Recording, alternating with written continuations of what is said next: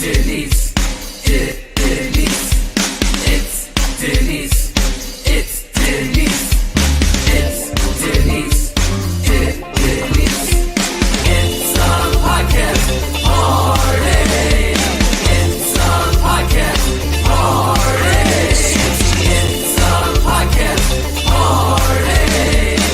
I gotta say, I feel like we're besties now after this. What's up, guys? It's Denise Salcedo.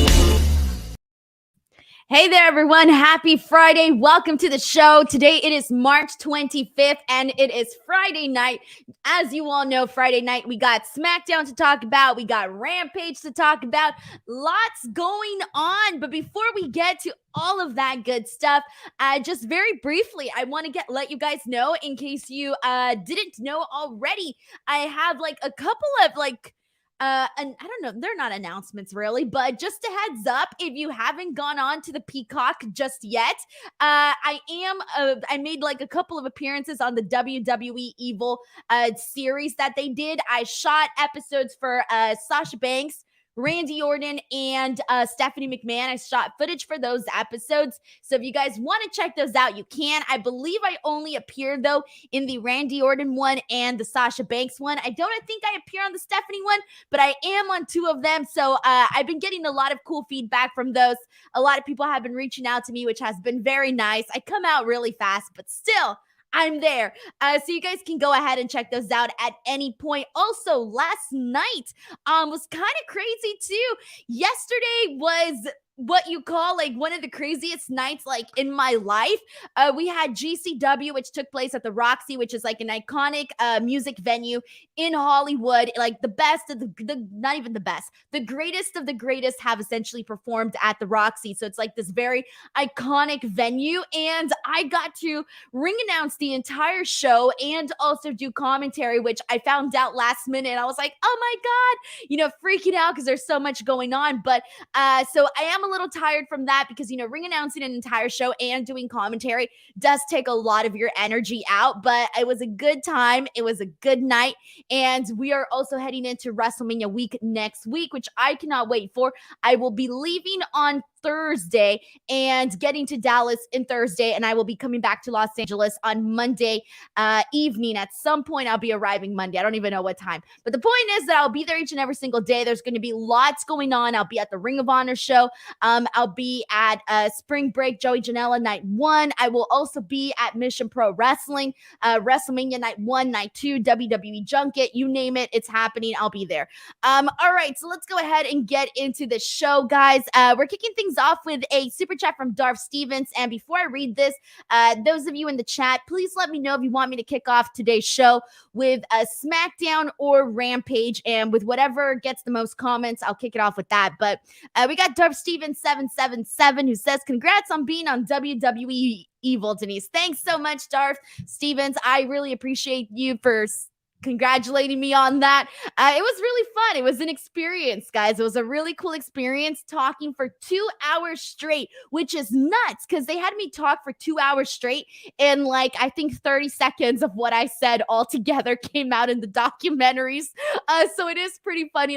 I didn't know what lines were going to actually make it onto the final product, but that's how it goes. That's how docuseries are. They interview you for hours, but only 10 seconds actually comes out.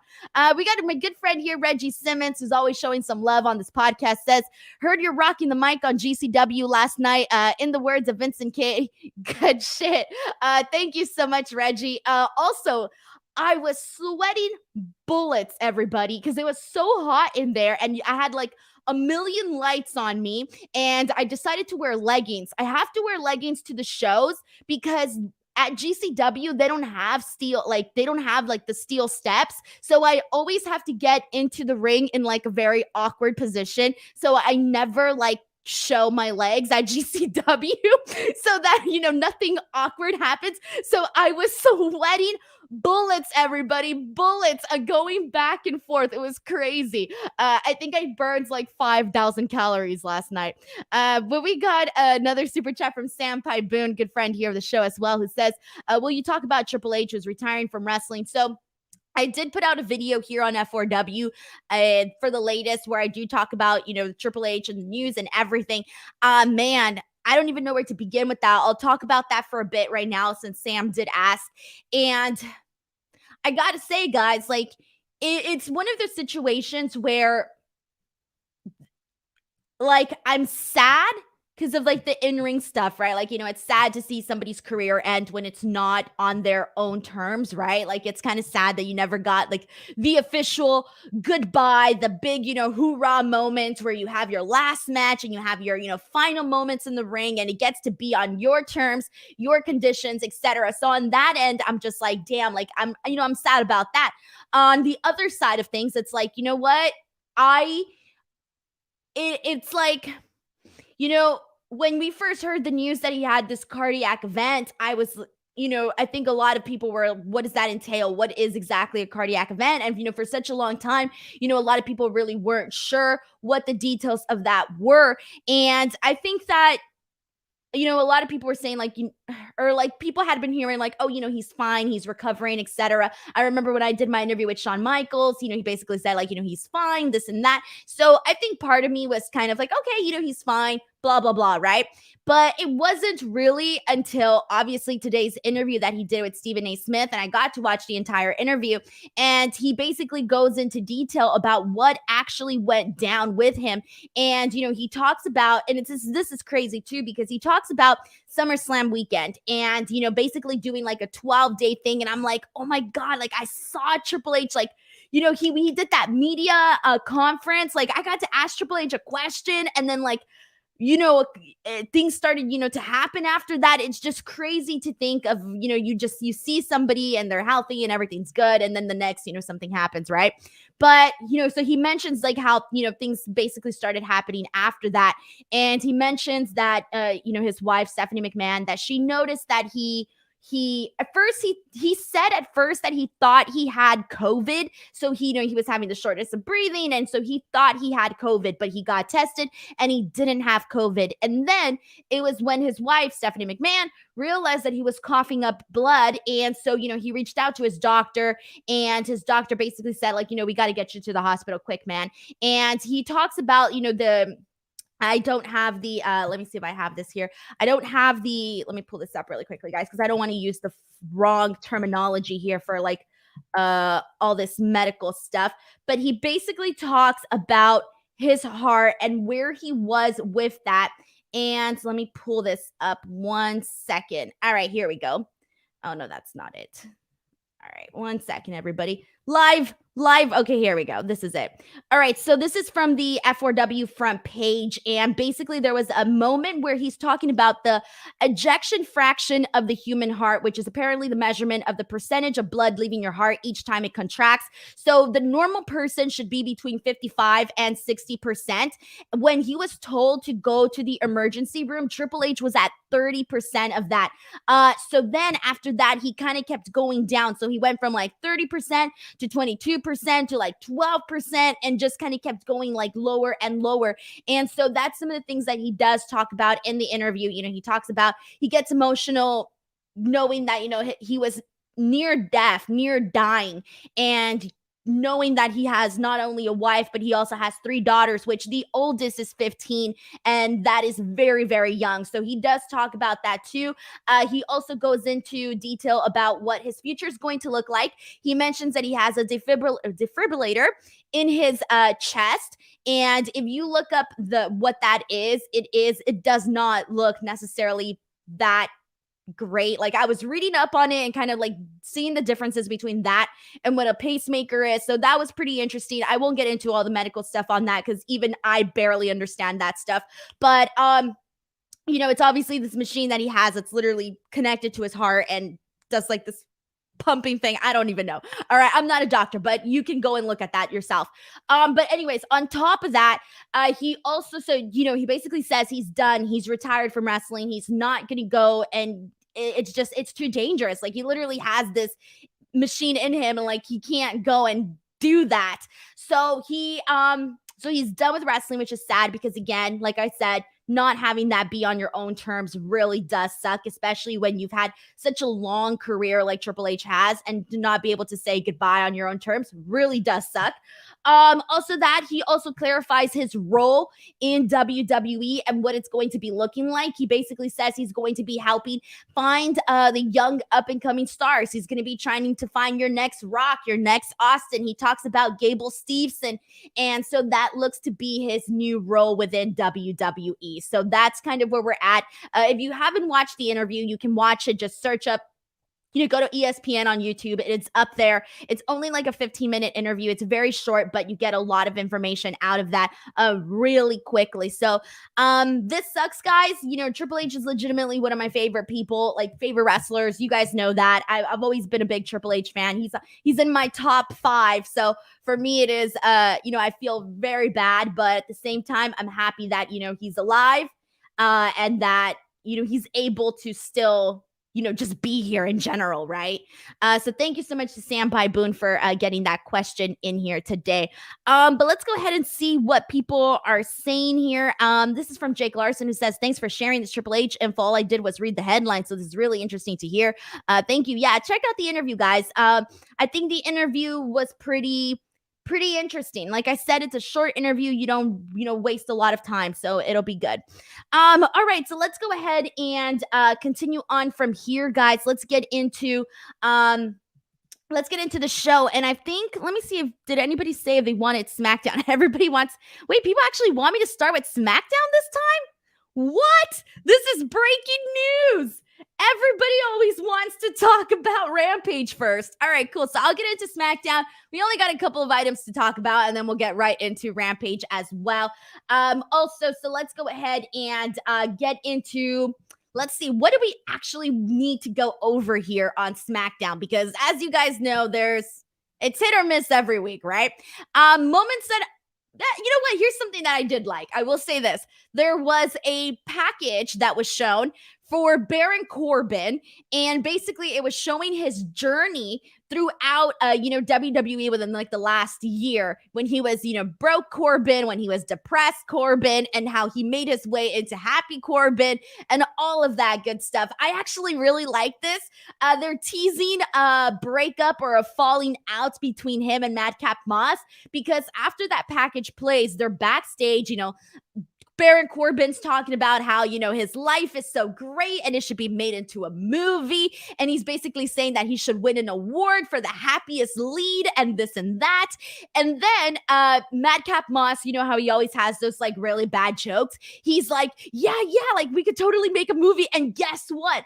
I have the perfect title for your movie. And Corbin's like, what is it? And he's like, Bald Fellas. So, instead of Goodfellas, Bald Fellas, because Corbin is bald. And Corbin was like, not buying it whatsoever. So anyway, he walks out. He's pissed off. So now they're teasing like this, at some point we're going to be seeing Madcap Moss and Happy Corbin be no more. And they also did a Snickers commercial too. I'm liking this. I'm noticing that all of these pairings on SmackDown are getting commercials. We had Rick Boogs and Shinsuke Nakamura who have been doing those Tundra commercials. And now Baron Corbin and Madcap Moss are doing the Snickers commercial. Also, really quickly, if my fiance is watching the show, can you please turn on the air conditioning because I'm sweating bullets? Thank you very much. Either he's watching the show or he heard me in the hallway. It's getting hot in here. We got a super chat from Caveman427_TV who says, Triple H will go down as my favorite heel. He got so much heat from me as a kid. Wish him the best. I still remember, there are so many moments that I love. He heard me. Thank goodness. The AC is now on. Oh, thank God. All right. So going back to Triple H, some of the memories, obviously I loved all of his matches that he did with Taker, his work with Mick Foley, his stuff with Shawn Michaels. I love everything, even his feud with Chris Jericho, which I was a big fan of too. That was good. And then in terms of everything that he did with Stephanie McMahon, I remember him crashing and revealing that he had married Stephanie McMahon as a young kid. I was so enthralled in that story. I was so into it. And And I remember I had like the Best of Raw Volume 3. It was the VHS that I had, the Best of Raw Volume 3. For some reason, I didn't have Volume 1 or Volume 2, but I had Volume 3. Anyway, so I remember having the VHS for that, and literally, whenever they would tell that moment in history, I would like rewind and rewatch it like over and over, because that's how I would rewatch stuff back then. And then his return when he came back after the quad injury, that massive reaction that he got, I will never forget staying up watching Raw that night as a kid. And back then I had no choice but to watch it at 9 p.m. Pacific Standard Time. And so I would stay up to like 11 something watching Raw. And I just remember like I would get really sleepy, but this time I was so excited because they kept teasing. I remember that night they kept teasing it. They were like, Triple H is returning, Triple H is returning. And then all of a sudden it's like the closing of the show, and it's like, oh, Triple H is back. And they let him have his moment. And I remember being so excited for that. And the reaction was just great. And so all of that. I mean, there's a million moments that WrestleMania entrances, WrestleMania moments. There's just so much. But thank you so much to Caveman 427 TV for sending this in as well. All right, let's go ahead, and this is from Leonard Aarons III, who says Hunter's feud with Austin in 2000 and 2001 was ridiculously great. Has opened to Survivor Series 2000-ish chilling. And Jake Larson says, you called the Triple H Steph drugging romantic last time you talked about it. I didn't know that he drugged her, guys. When I was a kid watching that, I didn't know that he drugged her. I was a kid watching that stuff. I had no idea. I was kept in a bubble, a very, very sheltered bubble. Anyways, Matt Logan brings up the Triple H Cactus Jack, Hell in a Cell. Crazy, and iconic too. That's one of the first ones that, quickly pops up right away. Youngblood Ginger says, shout out to Triple H for an amazing career. Shout out to Chad Gaspard for going out as a true hero, not only for his son, but for all of us. And I was very happy that he's getting the Warrior Award. I think it was Sean that put this up on Twitter. He basically suggested that they should rename it to Chad Gaspard's name instead of Ultimate Warrior. And I do agree with that, by the way. He really, the way that he exited this world, I mean, I still remember when that story broke, and just like, man, I just remember like, man, for days just thinking about it and thinking about how like he literally exited this world, but he saved his son while doing it. And I just think to myself, like, damn, if I'm going to leave this world but save somebody that I love, damn, like if you're gonna go, that's the way to go, I guess. Like, you're a hero, like, I don't know how else to explain it, but yeah, he deserves that, and more honor, following that and all of that. All right, let's see what we got here. He also shouts out Swerve and Starks for an awesome main event. We'll talk about that and once we get to Rampage here. But let's go ahead and get some more. We got a lot of Triple H stuff here. Triple H forming Evolution, Triple H NXT, like really reimagining the brand and helping so many people, in NXT, really help them make a name for themselves. We can go on and on about that. There's just a whole lot. Pomi Wrestling says Triple H versus Daniel Bryan happened at the peak of my fandom, and it was one of my favorite WrestleMania matches ever. A lot of really great stuff there. Thank you. Dark brings up the Stephanie Triple H Kurt Angle feud. I remember when Kurt Angle kissed Stephanie McMahon. Oh man, like there's a lot of good stuff there, guys. A lot of good stuff. All right, so let's continue on with SmackDown here. Somehow I went into Happy Corbin and left SmackDown. All right, but let's go back to SmackDown here.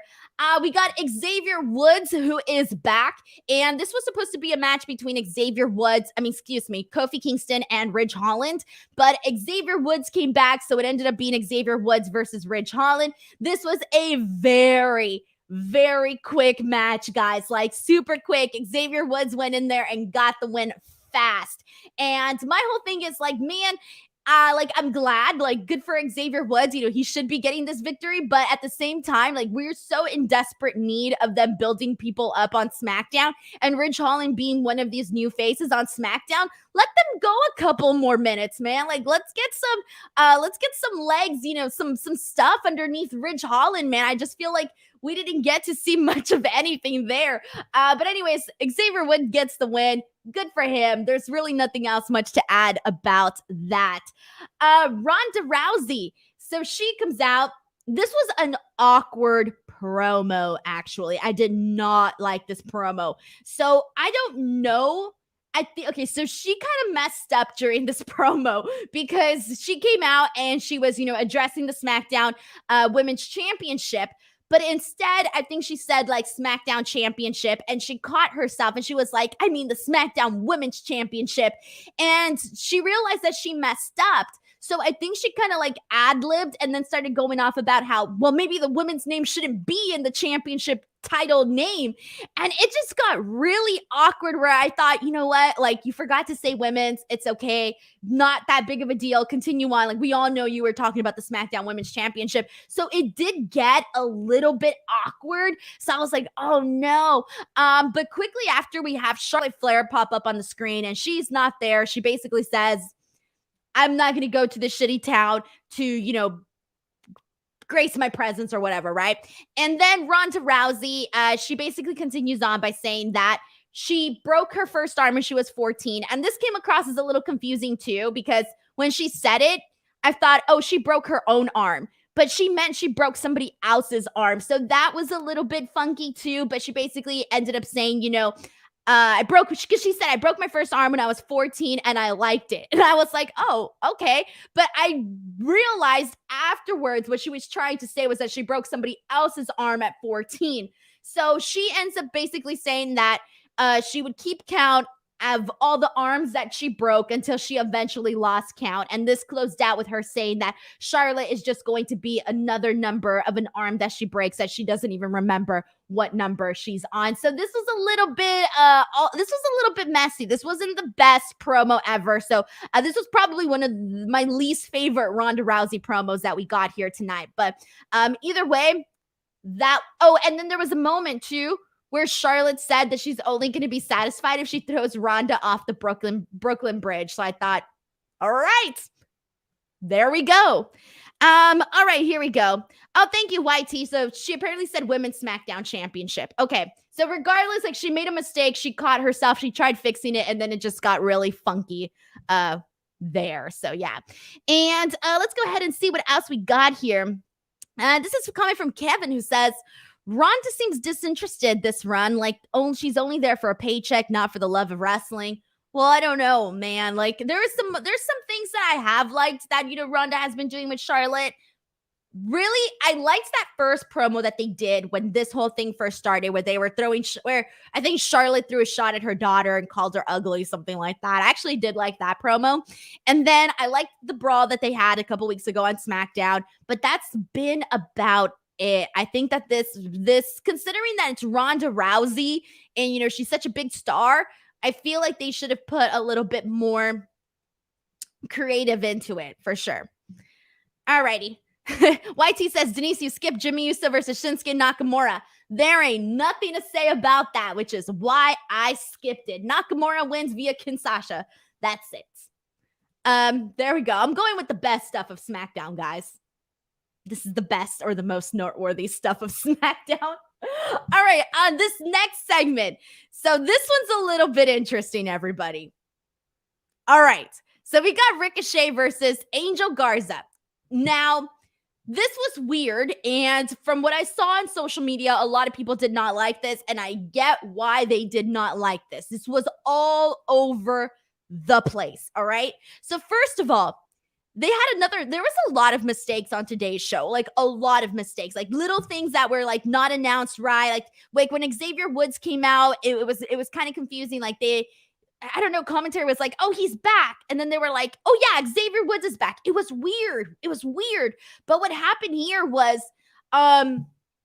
commentary said, because we had Los Etharios coming out. So Ricochet comes out and he basically says, there's commentary saying that Ricochet is a fighting champion. So he's going to have a contenders championship match. Now, if you've been watching Raw and you've been watching SmackDown for the last, however, you know that these contenders championship matches don't mean anything. They don't mean squat, okay? Just because you win a contenders match does not actually mean you're going to go and get a title shot, okay? Maybe a couple of people have, but a lot of people that have won never got it, right? So, first of all, they say he's going to do a champions contenders match. And I'm thinking, why not just do an open challenge? Just do an open challenge. If he's a fighting champion, just do an open challenge and that's it. That way it won't be so confusing and all of that. And commentary first said that the match was going to be Ricochet versus Humberto. They literally said Humberto, and I was all ready to watch Humberto, but then they made a mistake and it was supposed to be Angel Garza. So it ended up being Ricochet versus Angel Garza in this match. So, okay, so they're first of all, they're matching their gear. That was one of the things that that stood out to me. But anyway, so what happens in this match here is Humberto ends up helping, causing a distraction, which allows Angel Garza to defeat Ricochet. So Angel Garza defeats Ricochet with the help of Humberto via distraction. And we're like, okay, commentary says at some point down the road, he's going to get a title shot. I'm like, all right, they're actually going to give it to him, but at some point down the road. All right. But then Ricochet gets on the microphone and he says, like, this is not ending this way. This is not ending this way. Humberto, I want you. And so then we get Ricochet versus Humberto. And we go to commercial break. And prior to commercial break, Pat McAfee and Michael Cole are like, is this a contendership match too? Like, what is this? We don't know. We come back from commercial break and they basically clarify that this now is also a championship contenders match. So he had a championships contenders match with Angel Garza, and now he's having one with Humberto. So now the ending for this one was a little bit interesting here. So we had Angel Garza try to distract Ricochet so that Humberto could get the win, but it didn't work. Okay, cool. So then we see Ricochet hit a vertical suplex on Humberto. After the vertical suplex, he ends up, both guys end up on the outside, Humberto and Angel Garza. And so Ricochet does a crossbody onto them. And so they're all on the outside at this point of this match. We then see a tornado DDT from Ricochet to Humberto. After this, Humberto ends up back in the ring and Ricochet is on the outside and he ends up getting counted out in this match because Angel Garza holds his leg, holds his ankle so that he won't get back into the ring and he is counted out. So today, in like a span of 15 minutes, Ricochet lost via distraction, like a pin via distraction, and then he lost via countout. So both guys are at this point getting a match. It's later announced on the show that we're going to be seeing a triple threat match between Angel Garza, Humberto, and Ricochet. However, this is not taking place at WrestleMania. This is going to be a triple threat match for the Intercontinental Championship, but it's going to be taking place on the Friday before WrestleMania. So yeah, the Intercontinental Championship got bumped. It got bumped to the Friday before WrestleMania. So this was something, this made Ricochet look really, really dorky as a champion. That's the best way to say it. Like if Ricochet, if I was some kid watching the show and I saw my favorite wrestler Ricochet be treated that way or looking like that tonight, I would have been like, damn, I don't know if Ricochet's my favorite wrestler no more. They made him look really goofy during all of this. And this is all leading to this triple threat match. So there you go. I don't know what else to say, guys. I don't know what else to say. DMN says Ricochet beating both next week. I hope so, or else it's just gonna look really, really bad. Really, really bad. Let's see what else we got here, guys. And this is from Pomi, who says the announcer said Humberto. The lower third said Angel. The match graphics said Humberto. The match after the break was Angel. How did this happen? I said there were a lot of mistakes on today's show, and like even explaining this was kind of complicated, but there you go. That's what happened. Alrighty, let's go ahead and see what people are saying here. YT says the ring announcer said Umberto with Angel, but the nameplate on TV said Angel and with Umberto. Oh God, guys, there's just a lot of confusion there. But I think they got confused in terms of the order of who it was supposed to be first. Like, is it supposed to be Angel Garza first, or is it supposed to be Umberto first? So I think that's where the issue went. So it's probably, I don't know if that's the way that it was supposed to be, or if it was supposed to be in reverse. I don't know. All right. YT says a full year with no Intercontinental Championships on pay-per-view makes sense. Yeah, it's been a while. Alrighty, so now let's go ahead and continue on. We got a backstage promo from Sami Zayn. He is, addressing his match with Johnny Knoxville. He does have the Sami Zayn Forever t-shirt, which is a ripoff of the Jackass Forever t-shirt. I really like that. I might even buy that shirt. I actually really liked that shirt. I was a fan of it. Good shirt. Leonard Aarons III sends in a super chat saying WWE found room for celebs quicker than they did the IC champ, US champ, and Seth Rollins for Mania. This is beyond inexcusable. Well, Seth Rollins is like a different situation because, we all know the rumors of it possibly being Cody. So I get that one being like a little, they're waiting to find somebody for Seth Rollins. But when it comes to the Intercontinental Championship and the United States Championship, it has just been reduced so much on these rosters. And we're going to talk about the US Championship in just a second. But thank you so much to Leonard for sending in that super chat. Alrighty. And now we do have a funny stupid funny segment between Austin Theory and Pat McAfee. So Pat McAfee is doing his broadcasting duties, and out of nowhere, Theory comes and just knocks his headset off of his head and then literally hauls butt and runs away. He runs away. So Pat McAfee starts chasing him, and he's chasing him, and they end up going backstage, and Austin Theory goes into Vince McMahon's office, closes the door, and Pat McAfee stops. He's like, not going in there. So I posted on Twitter, this is essentially two little kids fighting for the next box and running to mom because your brother's not going to come if you run to your mom. So it was dorky, but whatever. Whatever. All right, let's see what else we got here, guys. Oh no. Sorry, I just saw Sal P's comment, but let's move on from here. Oh man. All right, let's get into Sasha versus Rhea Ripley versus Shayna versus Zelina. So I mentioned that there were a lot of weird mistakes today on the show. Here was another one. They announced this match as a fatal four-way, but all the women were in the ring. So if you're looking at it, you're thinking, oh, so this is a tag team match. We're getting the WrestleMania match right now. And it was weird. I was looking at this and I was like, we're really getting the WrestleMania match right now? Okay, I guess this is their practice.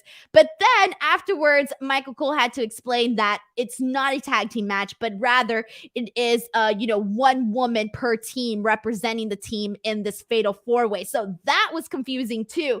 But they finally clarified it. And this ended up being pretty quick too. But this match started off with Rhea and Sasha, which was good because they had a nice little back and forth action, which was fun. Then it ended up in a brawl. Then we went to commercial. We came back from commercial and the brawl's over. And there was my favorite moment of this match was really just Sasha getting the bank statement on both Zelina and Shayna at the exact same time. And then afterwards, Sasha ends up getting the win for her team after putting Zelina in the bank statement, and she taps out. So that was pretty much that. The only thing that I personally really enjoyed was everything that Sasha did in this match because there wasn't really much else that was done in this match. Alrighty, and let's go ahead and continue on from here. Let's see. So we were talking about these Intercontinental and United States Championship bouts. And so a lot of people had been wondering, are we going to be seeing Finn Balor at WrestleMania? Is he going to be wrestling Damian Priest? We don't know yet. So as of this point right now, that match is still not officially made. However, we are getting the Andre the Giant Battle Royal, but it is not happening at WrestleMania. In fact, it's taking place on SmackDown the Friday before. So I was looking at the graphic, and for some reason, I like screenshotted the graphic. I posted like, "Hey, here's the Andre the Giant Battle Royal. It's happening on SmackDown." But I didn't even look to see who was in it because I was like, "Oh, it's just gonna be a bunch of jobbers, whatever." I screenshotted it, I posted it, and then I looked at it, and I was like, "Oh man, Finn Balor and Damian Priest are in this." But more so, Finn Balor, who is your United States champion, is in this Battle Royal. So either that's his WrestleMania week match, just being in the Battle Royal, or perhaps I don't know if maybe something will happen in the Battle Royal that'll lead to it being Finn Balor versus Damian Priest at WrestleMania. So this does not technically mean that he's not officially in WrestleMania, but as of right now, he's only announced for this Battle Royal. So for me, and like, I hope this does lead to Priest versus Finn Balor at WrestleMania. Because if this really is the only thing he's doing on WrestleMania week, like, that kind of sucks, especially considering that he's your United States champion. But at the exact same time, the US titles and the IC title has really been reduced. So, and yes, as I mentioned, Damian Priest is also in that. And let's see. Isaac Looper says the Battle of Jobbers. Yeah, that was pretty much it, guys, on that end.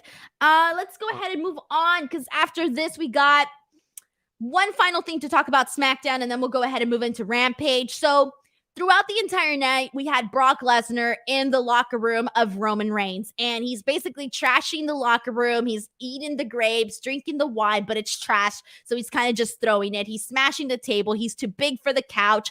You name it, it happened. So he's waiting for Roman Reigns to arrive. Roman Reigns finally arrives. He goes into the ring.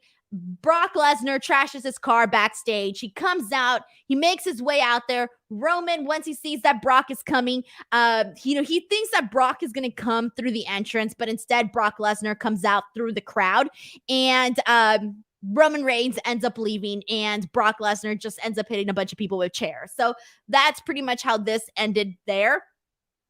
That was it, guys. That was it. That was it. All right.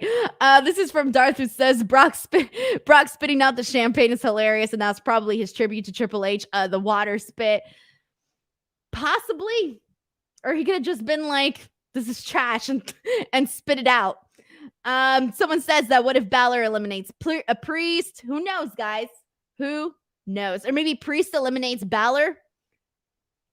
I don't know. Could go either way. We'll see. Alrighty, now let's go ahead and jump into AEW Rampage. Before I do, guys, friendly reminder, next week is WrestleMania week. I will be here on Tuesday to talk about NXT 2.0. I will be here on Wednesday to talk about AEW Rampage. Dynamite. Wrong day. Wednesday, I will be here to talk about AEW Dynamite.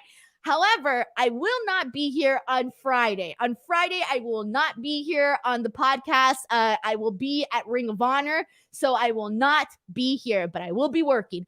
So if you don't believe me, you can watch Ring of Honor. Hopefully, I'll be there. Well, I'm definitely going to be there. I just don't know what I'm doing yet. But anyways, I'll be there.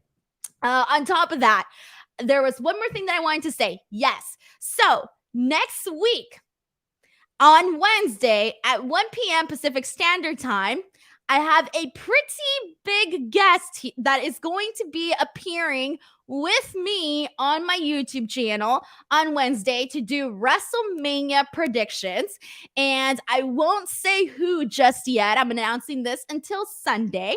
But if you are a big fan of, F4W, Wrestling Observer, I think you can put two and two together on who my big guest is going to be. But I will announce that on Sunday, and that is going to be taking place on my YouTube channel on Wednesday at 1 p.m. Pacific Standard Time. So you'll just have to wait and see. But now, AEW Rampage. Hold on. Grumpy Hobbit says Ryback. For those of you guys who do not know, I was blocked by Ryback, and I didn't even know until today. I got blocked by freaking Ryback. I don't even know why. I don't even think I've ever associated with him on Twitter. In fact, I actually met him. I met him at WrestleMania 32 fan access or WrestleMania 30 fan access. One of those fan accesses, I met him there. He was pretty nice to me. He clearly forgot and then blocked me. So now I got beef with Ryback, guys. That's it. Book it, man, for WrestleMania. Denise Salcedo versus Ryback. I don't know. Apparently, I hurt his feelings, and I don't even know how. Maybe I didn't feed him. I don't know. Ryback don't like me, though. All right, moving on from all of this, guys. All right, AEW Rampage. Lance Archer versus Dustin Rhodes to kick off the show. And man, Dustin Rhodes, I say this every time, but I feel like every time he goes out there and wrestles, man, he just gives it his all. Doesn't miss a beat. He just goes out there and he does very, very well. The man is 52 years old, according to the Google search engine. He is 52 years old. And he moves absolutely great. Just FYI, throwing that out there. This was a fun little match to open up the show. Lance Archer comes out carrying one of the students of Dustin Rhodes like over his shoulder, and he's like teasing that he's gonna like throw him off the stage or something. And Dustin Rhodes comes out and quickly stops him. So they get the match started before the bell even rings. But they finally make their way into the ring and they have a nice, really solid little match here. There's a moment where Lance Archer takes off the turnbuckle padding from the turnbuckle, and but we don't see that come into play until later on in the match. But they continue on. One of my favorite portions was really just seeing like Dustin literally just like punch the living hell out of Lance Archer. I really liked all of that. But the finish came when Lance Archer essentially used that exposed bat. So Lance Archer gets hit. It backfires on him. He's the one who exposed the turnbuckle, but it backfires on him and he gets hit on the turnbuckle. And so Dustin here was able to get the win. So Dustin was able to get the win after this turnbuckle spot backfired on Lance Archer. Cool. But afterwards, post-match, this kind of kicks things into like high gear and the action doesn't stop. So we end up having Lance Archer, who is super pissed that he lost. So he continues the attack on Dustin Rhodes, literally smashes his face into the steel steps. The rest of the students from the Rhodes Academy come in to help out Dustin. But obviously Lance Archer, who's this monster, literally takes them all out. And so none of them are really able to help out Dustin. And then Dustin gets choke slammed onto a table. So he takes a massive beating from Lance Archer after this. I really liked all of this. I thought this was good. This was probably my favorite part of the entire show, just because I really like the story here that we're going with Lance Archer and Dustin Rhodes. So this was fun. I thought this was probably one of the highlights of Rampage for tonight. And yeah, someone also said that, good that Dustin won. I think so too, because I wasn't expecting it. I was expecting, for Dustin to have a good showing, but I was expecting to see Lance Archer, get the actual win at the end of the night. So I did kind of feel like it was a little bit of a surprise to get Dustin win, which I thought was real good. Jesse Hood says Dustin is the real gangsta. Yeah, dude's badass. Dude is badass. All right. And I can't. Oh, there you go. Okay, and let's go ahead and move on from here. Xena Lauer, Denise versus Ryback in a Texas death match. All right, let's move on from here. Afterwards, we got a Fuego del Sol promo. This was interesting. So he comes out and he's I don't know why. It was so unexpected too. But he comes out. And he basically starts saying that, when he signed with AEW, he knew that nothing was going to come easy. He knew that he was going to have to work really hard. He starts basically saying that, commentary was kind of not fair to him the last time, that they weren't fair to him. Even Jericho made fun of him for being, for wearing pink and all of this stuff, right? So he addresses that. And then he basically starts listing his accomplishments that he has done in AEW. And he starts saying, like the kid in pink this, the kid in pink that, the kid in pink this and that. And then Fuego del Sol works up all the courage in the world and basically says that he's ready to fight. And he calls out the House of Black. Now, this was really cool. Mainly so the presentation. I liked the presentation of how the House of Black was brought into this because, Fuego del Sol, like literally face forward in the camera and he's got the mic. And then in the background, you see like darkness. So it goes dark. And then you see one light turn on and one House of Black member pops up. Another light turns on, another House of Black member, and then another light turns on, another House of Black member. I thought that was really, really cool. I liked the presentation. And then I said a little prayer for poor little Fuego del Sol because he got his ass beat by all three men in this. I'm trying to get like, they literally just beat the crap out of Fuego del Sol. And that was it. The poor guy was just laying there on the mat. Done and out. Let's see what people got to say about this. House of Fuego? Definitely not. Definitely not. Because he was laid out cold. Let's see what else we got here. This is from Leonard, who says poor Fuego got all that courage knocked out of him. Poor kid. He's done and out, man. And this is after he thanked the crowd and everything. He was like, you people, you guys all believed in me. We don't believe no more. Poor Fuego, he's done. Doppelganger 399. Fuego more guts than brains. That's for sure. Bless his heart. Bless his cotton socks. Alrighty. Let's continue on. We got this next match. This match was really, really fast. Dark Order's 5 and 10. Ended up going against Red Dragon, Kyle O'Reilly, and Bobby Fish. This was so fast. Bobby and Kyle O'Reilly get the win really quickly. What we need to talk about is what happened post-match. Afterwards, we end up seeing Kyle O'Reilly and Bobby Fish continue the beating on Dark Order. And so we end up seeing Jungle Boy and Luchasaurus run in to help, and Christian Cage too, to help them out, right? To help out 5 and 10. Cool.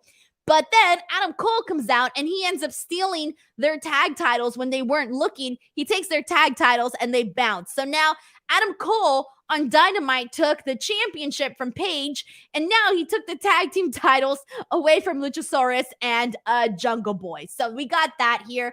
This was really, really quick, guys. So really fast. And let's go ahead and see what else we got here. This is from Sal P, who says Adam Cole and Red Dragon really believe in the possession and 9/10 of the law. They keep stealing belts. Hey, man, you can't win them. Might as well steal them. All right, Leonard Aarons III sends in a super chat saying, no to all champs. If you're going to help someone, leave your belts in the back. But then they could be stolen in the back too. They could be stolen anywhere, really, if you're not with them. Thank you so much to Leonard Aarons III for that as well. Sean Williams says they're doing Kenny gimmick belt collectors. More like belt stealers, belt thefts, grand theft. No, wait. Yeah, grand theft belts, grand theft championships. All right, moving on. Let's see. After this, we got a promo from Nyla Rose, and basically they're commenting on, the people that were upset for the promo that happened last week. Still not a good promo, but whatever. So she comes out and she basically says that, the point was to disrespect Thunder Rosa, and Nyla didn't cut. Like this was a pretty good promo that Nyla cut here. Again, we already talked about on Wednesday. I still don't think they had to do the whole citizenship angle, but regardless, Nyla Rosa's promo tonight on Rampage was pretty solid. And then we had a clip from Thunder Rosa where she basically says that every time someone is at the top of their game, someone is going to try to ruin her parade. So she talks about that and she says, she's not going to let that happen. So this is fine. Cool. Thumbs up. And Chris Cage 2X says GTA 6, the belt thieves confirmed. Yeah, I used to play Grand Theft Auto, believe it or not. I don't play very many video games. I'm not a video game person. But back in the day, I did play Grand Theft Auto. I played Grand Theft Auto San Andreas, Grand Theft Auto Vice City, and I think those were the only ones that I played. But I never ever once completed a mission. Not once. All I would do is listen to the music and drive around and run over all the people. That was my favorite thing to do in the game, which is terrible if you think about it. Really, really terrible. Alrighty, and let's go ahead and move on from here. This is the comment from Sean Williams, who says, Nyla doesn't need a mouthpiece. She's solid, and I'm actually looking forward to her and Thunder. Alrighty, and let's go ahead and get into Nyla Rose versus Maddie Rankowski. So, I was so happy to see Maddie Rankowski get this opportunity. I don't know how many of you guys are familiar with Maddie's work. I've been lucky enough to call a couple of her matches at Mission Pro ever since I started there. She is a fan favorite, guys. And the reason why she's a fan favorite is she's really freaking good. Maddie Rankowski is going to be a star. Let me tell you. Obviously, this was a squash match, so you didn't see any of that today. She just got squashed and killed by Nyla Rose, which was the point because, commentary made a mention that, Maddie Rankowski trains under Thunder Rosa. And so Nyla Rose essentially gets her with the Beast Bomb and gets the win. Okay. So it was a squash, but I do want to take a second to put Maddie over. She is really good, guys. I got to see her again a couple of times, and I was blown away by how good she is. And I think she's only going to continue getting better, obviously, like everybody does. But she is somebody to keep an eye out on. She has a good look. She's good charisma, personality. She understands what the job is, and she does it. So I will say this: keep an eye out for Maddie Rankowski. She's an up and comer, guys. She's an up and comer. Also, Chris Jericho gave Nyla Rose the Sports Entertainer of the Week award. So that's going to be interesting. I'm assuming he's going to keep doing this. Let's see who else gets it. Nyla Rose got it this week. And now, let's go ahead and jump into probably one of the most. When they promoted that, QT Marshall was going to be giving Hook the certificate of completion, I was like, I'm expecting Hook just to come in and kick his butt, right? I wasn't expecting what happened afterwards. So anyways, QT Marshall, he presents Hook with this frame, and in the frame, it's a certificate of completion. It's actually really nice. It says QT Marshall, some other words that I couldn't read, and then the bottom it says Hook, a really nice little certificate. I'm thinking, you know what? That's really nice, QT Marshall. That's very nice. Obviously, really douchey thing to do, and Hook knows it. So Hook no-sells this as he's trying to give him the award, and he even gets confetti. They shoot out confetti. Confetti falls from the sky. Aaron Solo standing there with the world's cheesiest smile. By the way, Aaron Solo has a great smile, just pointing that out. So he's smiling there, and I don't know why, but that made me laugh. Afterwards, Hook is being presented with the award, and as he's being presented with it, he literally just smashes Aaron's face into the frame and bounces, and everybody's like, QT's like, what? How could you do this? Blah, blah, blah. And so he's walking out. Then out of nowhere, Danhausen comes out, and I'm like, I was not expecting no confrontation between Danhausen and Hook, and I started thinking, what's going to happen here? So he tries to curse Hook, and Hook's like, whatever, and just keeps walking. That was it. And Danhausen's like, it didn't work. It didn't work. Well, he didn't say it like that, but that's the face he had. This was fun. I liked that. I like that little touch with Danhausen. I like how they're incorporating him in these random moments. I don't know how many of you guys actually watch the AEW awards. I watched the whole thing, and I really liked all of the portions that they included Danhausen in. Really funny stuff. So anyways, that's pretty much what happened there. And someone YT says, are we getting Hook versus Danhausen? I don't know. I do not know. I mean, he tried to curse him. It didn't work. I don't know if we're actually going to see him against Hook. I don't know. All right. And let's go ahead and move on from here. Let's move on from here, because after this, we got an announcement. So we knew that they were going to be making an announcement in regards to the qualifying matches for the Owen Cup. And so we know that there's going to be qualifying matches to see who's going to be in the Owen Cup, etc., right? So they're going to have next week, it's going to be the Bunny versus a mystery person as part of a qualifier. Now, they also said that the mystery person is going to be signing with AEW. Now, we know this is a woman because this is a women's division. So who do you all think it is? Now, based on what I have been seeing, based on who's out there, the people that have been name dropped on on social media by people. The biggest one is obviously Athena, the former Ember Moon. She was definitely name dropped. I got to see her at Mission Pro. She was backstage helping out. She was agenting a couple of the matches there. And then she's going to be here in Los Angeles this weekend. Actually, she's doing a signing at the Wrestling Guy store. So she's definitely somebody that people have been bringing up as to who it might be. There are other people suggesting Mia Yim. There's also other people suggesting Toni Storm. So those are some of the names that are being thrown out there. But I think Athena feels the safest to me in regards of names being put out there. So let's see if we got anybody else who has any other names here. Ken Boy says Denise won't admit it, but she's the one being signed and facing Bunny. Oh God, no. Definitely not getting in the ring, guys. I would get killed and brutalized and I would cry like a baby. And then all of a sudden I'd be blocking everybody on freaking Twitter because I'm soft. I'm not soft. I was throwing a shot at Ryback. All right. Oh man, I'm really gonna get in a feud now. All right. Let's move on from here. Let's see what we got here.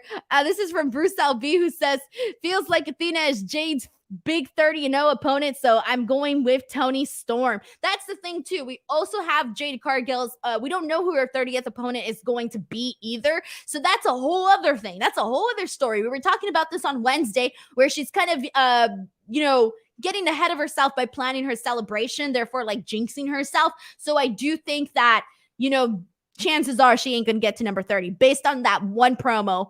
I think it's a safe prediction to make. But then again, we'll find out. Thank you so much to Bruce LB. Yes, here's another one. This is from Bonkers ILFC, who says Tegan Knox. A lot of people have also been bringing her up as well.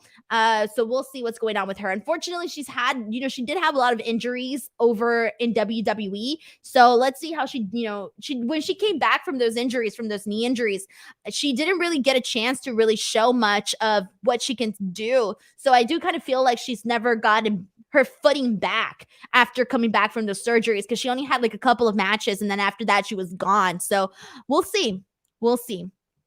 Alrighty, guys, let's go ahead and move on from here.